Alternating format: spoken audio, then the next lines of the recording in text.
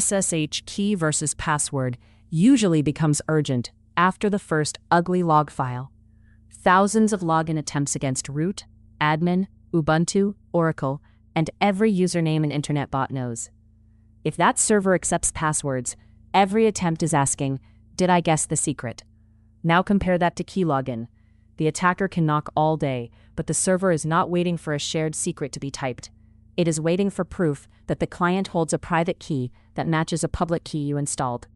Password authentication is simple. The user sends a password through the encrypted SSH tunnel, and the server checks it. That is familiar, but it has two administrative problems.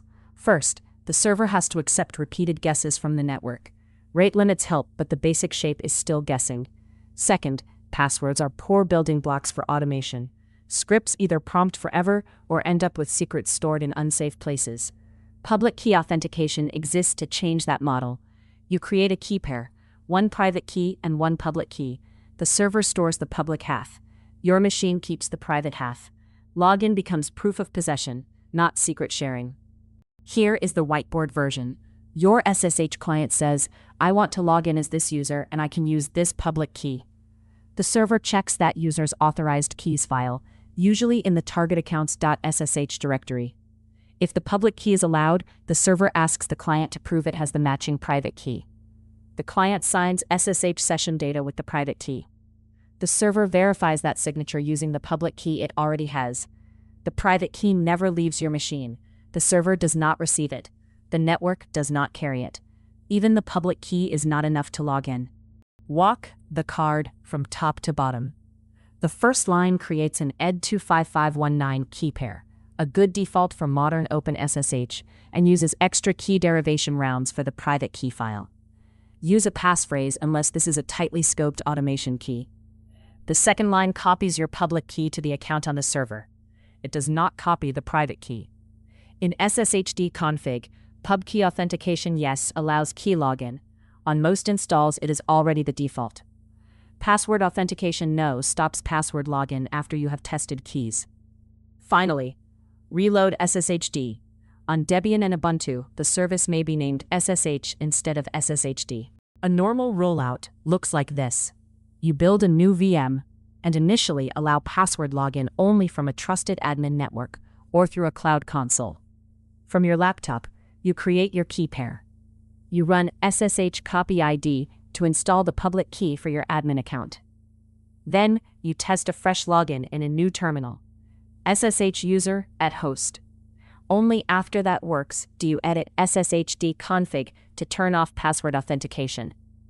Keep the existing session open while testing. If the second login fails, you still have a working shell to fix permissions, username mistakes, or the wrong authorized keys file. The first mistake is moving the private key to the server. Do not do that. The server needs only the public key. The second mistake is disabling passwords before proving key login in a second session. That is how people lock themselves out. Third, an unencrypted private key on a stolen laptop is a real risk. So use a passphrase for human admin keys and understand your SSH agent lifetime. Fourth, permissions matter. .ssh should normally be mode 700 and authorized keys 600. Also know your policy. On some systems, keyboard interactive authentication can still allow typed secrets through PAM, so test what is actually accepted. This episode is the concept layer.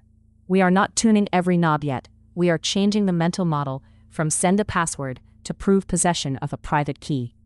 That connects directly to the next foundation topics: generating keys cleanly, understanding file permissions, using SSH agent without leaving keys unlocked forever, and reading client debug output.